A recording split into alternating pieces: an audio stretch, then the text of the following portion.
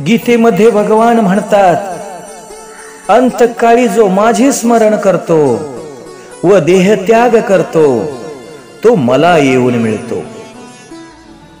अंतकाळाचा अर्थ म्हणजे जीवनाचा अंत नव्हे, तर प्रत्येक क्षणाचा अंत समजावा. म्हणून प्रत्येक क्षणाला ईश्वराचे ध्यान, चिंतन, स्मरण करायला हवे. प्रत्येक क्षण भजनात घालवाल तर मृत्यू समयही भजनच घडेल. प्रत्येक क्षण सुधारणे म्हणजे भगवंताचे रूप क्षणाक्षणाला आपल्या दृष्टीत ठेवणे होय. लोक समजतात की आपण जीवनभर कामधंदा करू, बरे वाईट धंदे करून पैसा कमावू आणि आयुष्याच्या शेवटी भगवंताचे नाव घेत घेत संसार पार करू. पण हा विचार चुकीचा आहे. म्हणून तर स्पष्ट म्हटले आहे की सदा सद्भाव भावितः. नेहमी ज्या भावाचे चिंतन चालत राहील तोच भाव अंतकाळीही मनात येईल. भगवंताची आज्ञा ही तशीच आहे. तस्मात् सर्वेषु कालेषु मामनुस्मरा. म्हणून तू सर्व काळी व निरंतर माझे स्मरण कर. ही गोष्ट तर सर्व विदितच आहे की ज्या गोष्टीचे नित्य चिंतन घडत असेल तर अंतकाळीही त्याच गोष्टीचे स्मरण होईल.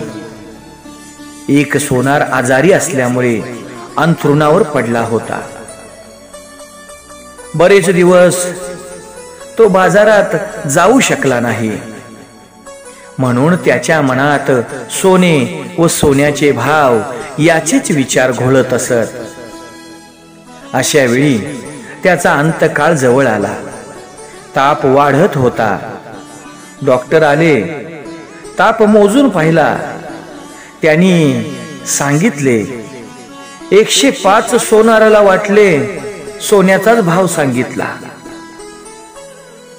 तो आपल्या मुलाला म्हणाला, विकून टाक, विकून टाक. अरे मी 80च्या भावात घेतले होते, आता 105चा भाव आहे म्हणून विकून टाक. असे म्हणत त्याचा प्राण निघून गेला.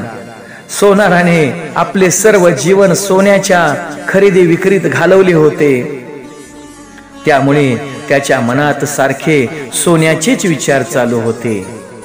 म्हणून अंतकाळीही त्याच्या मनात सोन्याचेच विचार आले. धन दौलतीची चिंता करणाऱ्याला पैसा पैसा असे रात्रंदिवस घोकणाऱ्याच्या मनात अंतकाळी तोच विचार येत असतो. धन कमावणे काही पाप नाही, परंतु कमावताना भगवंताला विसरणे मात्र पाप आहे. जय जय राम कृष्ण हरी.